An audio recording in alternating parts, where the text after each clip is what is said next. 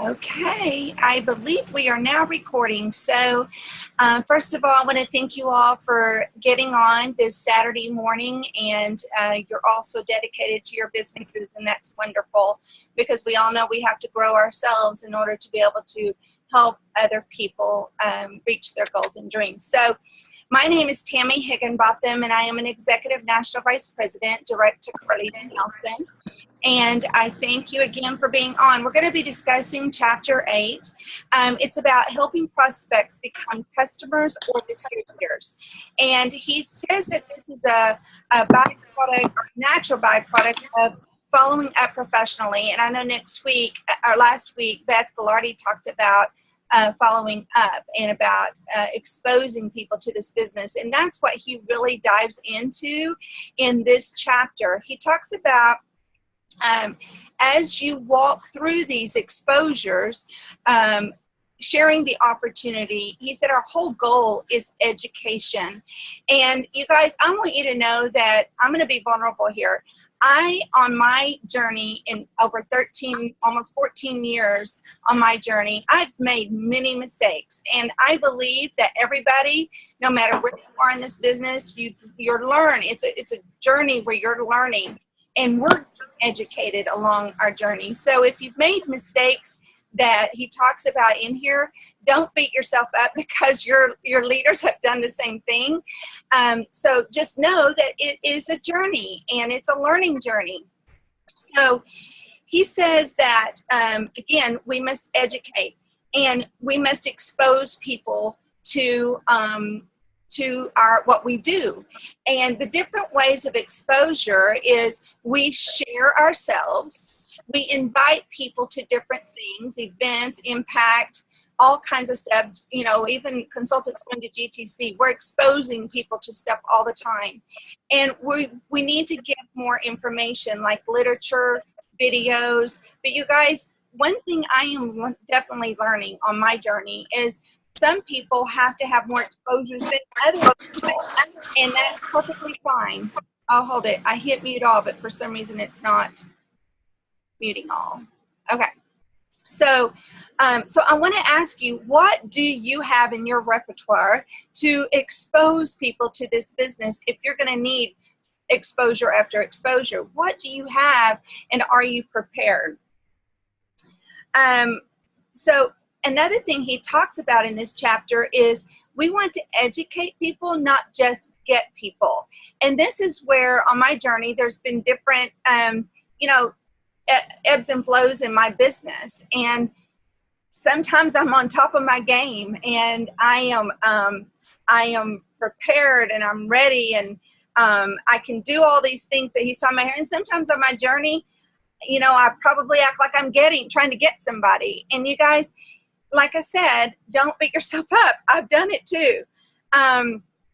He said it is your job to help guide people to the decision, because even though you expose people to this over and over and over, they're not necessarily going to just ask for an order form, an application and say, hey, sign me up, I'm ready to go.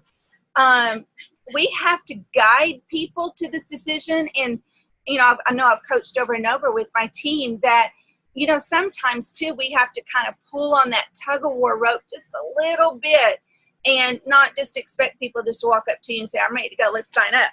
So don't be afraid to pull on that tug of war a little bit, but expose people. And we're going to go into more of that here in just a minute. He said the key to success in the areas of combination, having good posture and asking good questions. And I want you to know what good posture means because, he talks about it in here. So obviously we need to think about what that means. Good posture means how you carry yourself. And, like I said, there's been times where I didn't carry myself well. so don't beat yourself up. But he said your words and actions will help your prospect feel more confident about joining your opportunity, or it will plant a seed of doubt. Again, I'm sure I have planted seeds of doubt somewhere on my journey, but my goal is to get better. My goal is to expose, educate, guide my prospects to a decision, have good posture, ask good questions, and I want to watch my words and actions so I don't plant a seed of doubt. Then he goes on and talks about his early years. And he said his posture was terrible. You guys, this is someone who is now at the top of his game, but he went through this process.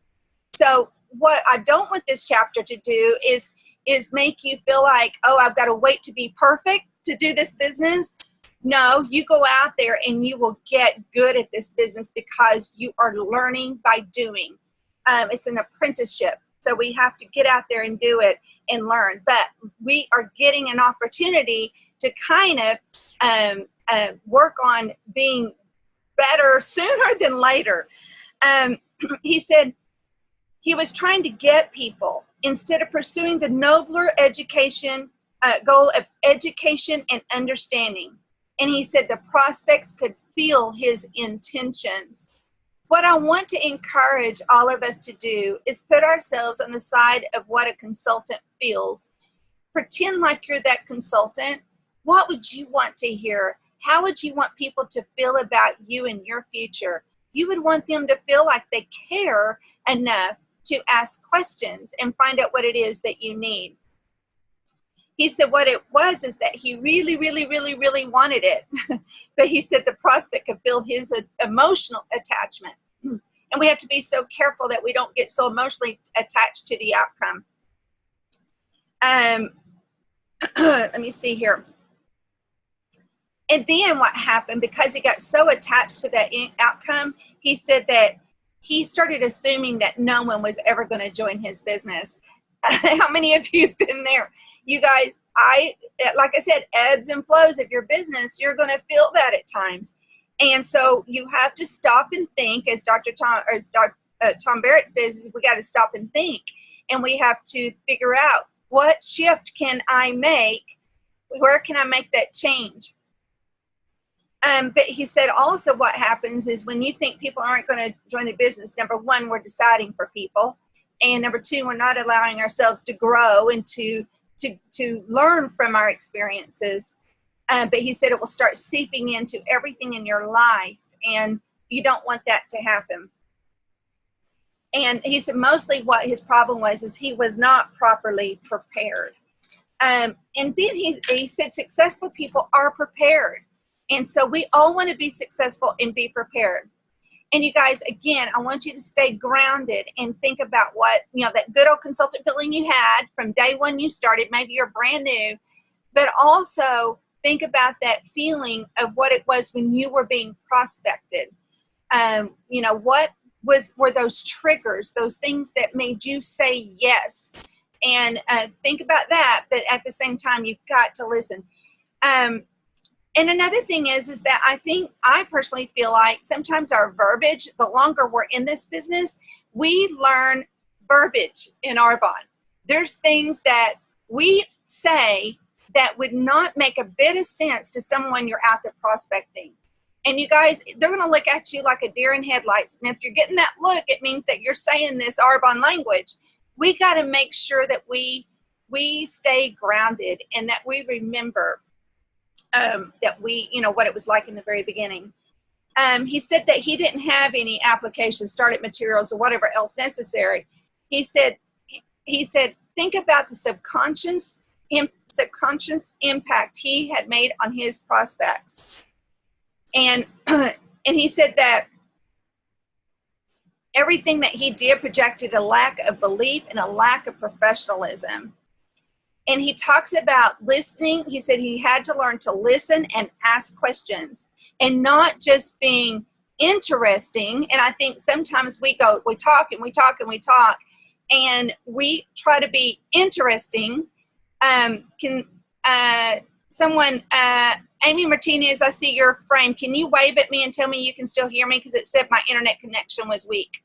Or anybody? There you are. Amy, can you wave at me and tell me you can hear me? Thank you, Amy. I appreciate it.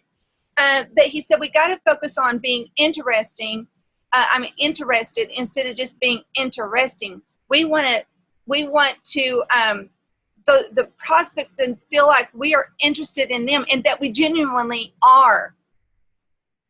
And you know what? No one likes that feeling when it's fake. It's like you don't care about them. It's all about sharing what you think, what you know, all that you know, instead of hearing what they've got to say. And then he said that he watched what the best closers did. And you guys, again, I talked about ebbs and flows of business. You're going to have some people are on the peak and some people are in the valley. And, you know, but what I would recommend doing is watch in your sideline sisters, you know, who do you want to chase after and, you know, and do. And he said, the best, you know, I know Carlita, and we've always said the best copycat wins. But you want to copy someone who is on the move, someone who is, you know, but be careful, because if you got something that's working, never change that. I'm not saying that. But he interviewed the top performers and to see what they did differently to kind of help and fix and tweak and make that little shift in his business. So we just talked about not being prepared, an impact that you have on your prospects, projecting a lack of belief or professionalism. We talked about asking questions and listening intently and not being just interesting, but being interested. And we talked about modeling professionals. So first, he said when modeling professionals, he learned that professionals are emotionally detached and to the outcome. Their goal is to educate and understand while a prospect makes a decision that would possibly impact their lives. And he said they are professionals are opposite of needy. They're not desperate. They're not just trying to get somebody. They're honestly trying to help somebody, have the heart of helping. So the second thing was they are assumptive in their approach. They expect everybody to join, and they couldn't believe that no one would join. The belief in the opportunity is so strong. It is rock solid. And you guys, I know Shelly Nelson's team, their nation is called Rock Solid Nation. And so, because, you know, it's the belief. And is your belief rock solid? And, you know, I understand there's going to be moments where you're going to hear no, and you're going to feel like, oh, my goodness, you know, no one's going to join. And you guys, I want you to think of, right now we have 65 people on this call. 65 people are dedicated strongly to their business. Your 65 people are out there somewhere in this world. So you got to make sure that you know what you know is solid and rock solid. So he says that too, that many professionals are very surprised when people don't join their business. And it blows my mind when people don't join our business. And so you've got to have that kind of solid belief. And then the third thing, he said, a professional, he said it was interesting to learn that they promote themselves as much as they do the product or the opportunity. Now, I want to be careful in that you know what I mean by this and what he means by this. It's not saying that you're going to do everything for that prospect, but it's saying that, and it's not saying I this, I that, look at what I've done. It's more of, you get me. It's a great opportunity. It's a great product, but you know what? You get me. And I think that to me, I mean, that is so special to people to hear that, because they feel like they're not going to have to learn everything all by themselves. They're not in this alone. They get someone who is going to care about helping them. And another thing that I personally add in this is I always let people know is, you get me, and I will be there, you know, to support you, help you, teach you, train you. I won't go anywhere. I'm in this all the way, and I will take you to the top with me, and we're in this together. And you guys, that's important for people to hear those words. So again, it's not you're going to do everything for people. It's just that they're not alone. They have a partner. You're going to partner with somebody. And then he said the fourth thing is that a professional is always prepared. So look at yourself right now in your business. If you are in your car, if you are at an airport, if you are out and about, look in your purse. What do you have in your purse? What do you have in your car easily, readily to give to somebody? I pre-make little tiny packages and little cute sacks and simple, very simple, little paper literature, couple, you know, maybe one sample in some and two in another. It just depends. And I kind of have them, you know, separated where one is a little heavier on samples than others, because it just depends on if I, you know, what kind of connection I felt with that person, because samples are expensive. But they're in my car, you know, and they're in my trunk in a box, one of the Arbonne boxes, and then I have my little sacks in there, and they're ready to go. So if I need to go back to my car because it's not in my purse, I can run back to my car and get it and then take it to them. So, so always be prepared and have everything you need in your mind. What will it take to help someone get started right on the spot? Do you know how to go sponsor somebody? Do you know how to log into your website? And do you know where to go to join someone to your team or to sign someone up as a preferred client? Do you know how to get to the shop, you know, part of it? You know, you just make sure that you are prepared. And then also, are you prepared and you have a system for getting started, which I know that we all use the same system for getting started, but do you have it at your fingertips so where you can do it right away? So be ready and be prepared on the spot. And he said the fifth thing is ask question after question after question. And what you're doing is you're gathering information to better help, you know, people make, you know, some plans of action, or to show them how they can get to a certain point. But you guys, questions, he said, are a powerful tool. So ask a lot of questions. And always, you know, I've always asked questions, but I think I'm going to even ask more, because it's helping you get to know that person and what their desires are and what they need for their lives. And then he said it's another thing getting all the information and then putting it into action. So what are you going to do once you get the information? What are you going to do with that? So kind of practice in your mind. Write down some information maybe you're gathering from somebody, a pretend person. Now, what are you going to do with that information you get? Maybe it's somebody that says, I work 2 jobs. I have 4 kids. I have, you know, my husband's job is kind of iffy. You guys, you see all this information that you're gathering, and you can say, well, I'll tell you what, I have an Arbonne story. I have a story of somebody who has 4 children, who is in a very similar situation. And this story is a beautiful story. And you can tell about that story of this person, you know, having Arbonne be that answer to their prayers. You have, you know, just listen to what you hear, and you can show them, say, you know, and then there's other questions here that's going to help you be able to walk through with that gathered information. And he said that he had to learn to act emotionally detached. He started to act very assumptive that people would join.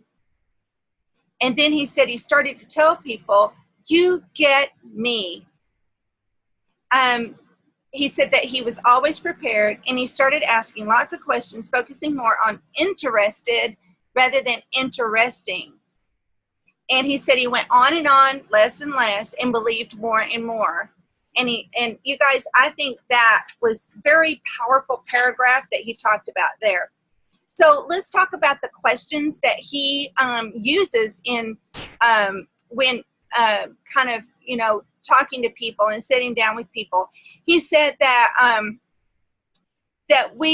if you were trying to interview somebody for something, you would ask questions, right? I mean, that's just what you would do. He said, in working to help a prospect make a positive decision about our opportunity, you're going to do the same thing. But instead of asking, and here's the big key question that many of us have said, and I too have done this, and what did you think? And you guys, that is opening yourself up to a negative answer, and it will lead nowhere. So you need to learn to ask questions that lead in a positive direction, and so that it will come back in a positive way. So here's some great questions that he recommended. Did it make sense to you? What did you like best about what you just saw? And you guys, that allows them to kind of start thinking and going into their mind and thinking in a positive frame what they liked best or what they just saw. Or pretty exciting, isn't it? That's another question. And can you see how this would be an opportunity for you? But he said his favorite of all questions was, what did you like best? It's back to them. What did they like best? That to me is caring about somebody. What did you like best? You know, maybe it was simply you had mentioned the mascara and like the mascara. Or maybe it was, you know, if it's about the opportunity, maybe it was the idea of a little more flexibility in life, you know. So you can take that and you're gathering information. So what did you like best? And he said, the answer to that question is always, always positive. And it gives you a clue as the area in which they're most interested. Isn't that awesome? I just love that. And then he said what he likes to follow up with that. He says, let me ask you a question. And it's back to what Beth talked about last week on a scale from 0 to 10, which 0 meaning zero interest and 10 meaning you're ready to get started. Then he says, where would you be? Where are you? Where are you? Are you on a scale from 1 to 10? And he says, and then they're going to give you a number. They always do, you guys, always. And it's obvious from the number, they're either need more information or more exposures to the business, or they're ready to get started. So, you guys, and if we feel that they need more information, he says, guide them to the next exposure. You know, if they say, oh, I'm not interested, well, take them to the next exposure. Maybe it's saying, well, you know what? Would you be interested in just coming with me as a friend to our national meeting? And I would just love you to be there and, you know, just be a warm body there with me, you know? I mean, that is a zero interested person, but come and be my friend. And you're exposing them to your culture, to what is going on in your life. And as a friend, just come. And you guys, if they're still not interested, they've come as a friend and you've made a new friend. So he said, but if you feel they're ready to get started, then here are 4 questions. And it's called his 4-question close. And I absolutely love this. And it you know, and it's what we've done over the years, but I think to write it out to where we can grasp and make sure we ask all these 4 questions, I think was so awesome. He said this has produced strong and consistent results over his whole career. And if you learn to use it, you'll be amazed at how people can help, how many people you can help. So question number 1, okay, listen closely because these are really cool questions. Based on what you've just seen, if you were to get started with this company on a part-time basis, approximately how much would you need to earn per month in order to make it worth your time? On a part-time basis, how much per month? And instead of asking this question, which you guys, a lot of people do, and I've done it too, how would you like to make $10,000 a month? We don't want to ask that, you guys, and we've all done that, but we don't want to ask that. He said instead of prescribing what you think they need or would want, he said just ask them what they would like to have, what would be worth their time. And wait, you guys, he really wants us to wait for their answer. It's about them, right? So here's the second question. Okay, this is approximately how many hours could you commit each week to that kind of income? How many hours? So you've already got the income that they wanted in question 1. Now we're looking for how many hours are they willing to commit to get that. Now, he said the key thing here is they have to go inside of their head. They have to make a mental calendar and think about their life in order to get that kind of income. So how much time are you willing to invest to get that kind of money? That's an important question to find out. So then question number 3, this is talking about months. How many months would you work work those kind of hours in order to develop that kind of income. So how many months would you work those kind of hours in order to develop that kind of income? And this question makes them think about their level of commitment. You want to find out people's level of commitment. This helps people. And you guys, I do know that commitment grows over time. But what we got to do is help people have the time to develop the vision, right?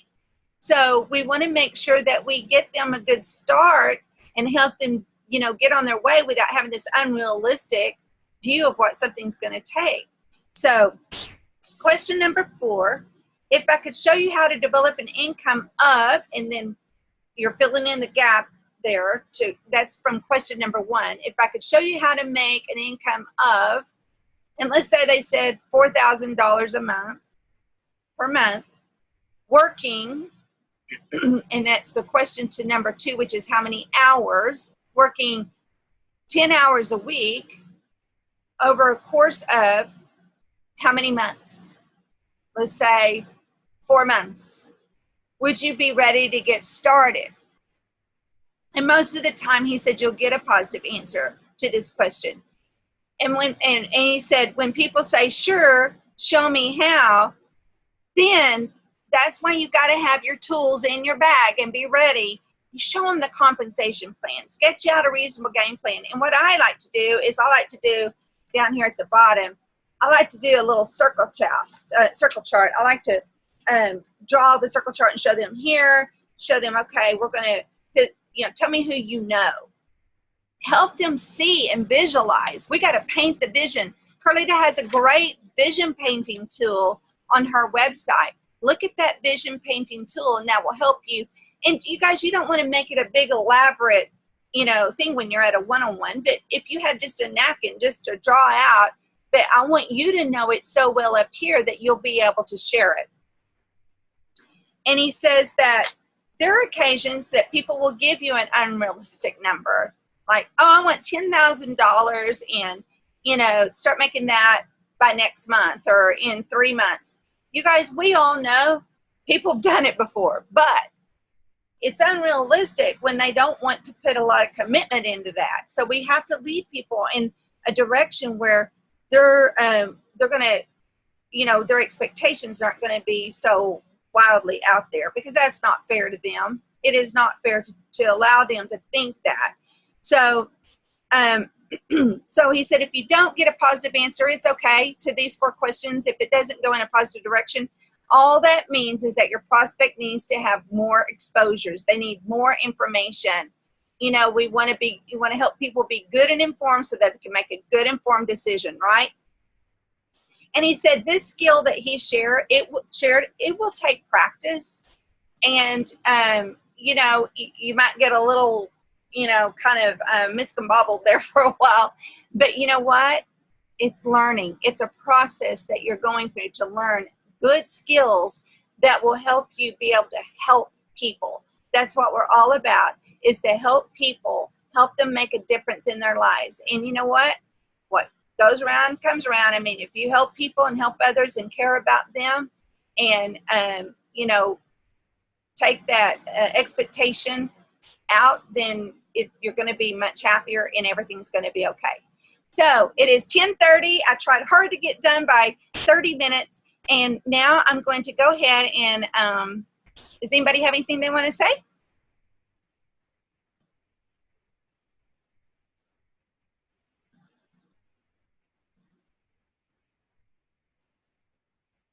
Okay. Then I'm going to stop the recording.